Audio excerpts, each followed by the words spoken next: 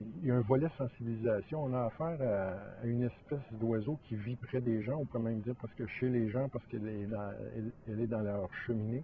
Et puis, mais si on veut sauver le martinet, l'aider, mais tous les propriétaires de maisons, d'églises, de presbytères, d'écoles, d'industries, de commerces dans lesquels il y a des cheminées habitées par le martinet, mais si chacun fait l'effort de maintenir leur cheminée en place, disponible pour le martinet, eh bien, ça va être une contribution, je pense, importante à la sauvegarde du martinet.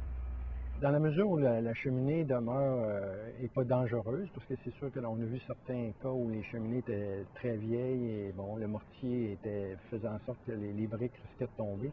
C'est sûr qu'à un moment donné, il y a une question de sécurité publique qui peut peut-être passer en avant du martinet, mais on connaît des personnes, je pense notamment à quelqu'un à Grande-Pile en Mauricie qui a quand même fait rénover sa cheminée pour la garder disponible pour les martinets de façon à la sécuriser. Et puis, en remplacement pour ses propres besoins de chauffage, il s'est construit sa propre cheminée, maintenant qui est en métal, mais la cheminée utilisée pour le martinet demeure disponible pour le martinet. Donc, c'est un bel exemple d'effort que les citoyens peuvent faire. À peu de frais, finalement.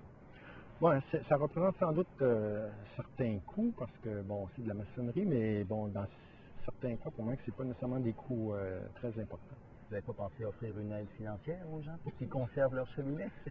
C'est sûr que ça serait intéressant. Pour l'instant, juste au Québec, on connaît près de 600 cheminées qui ont été utilisées par le martinet, donc on peut si 600 propriétaires demandent de l'aide, ne serait-ce qu'un petit montant, ça peut représenter des coûts assez importants.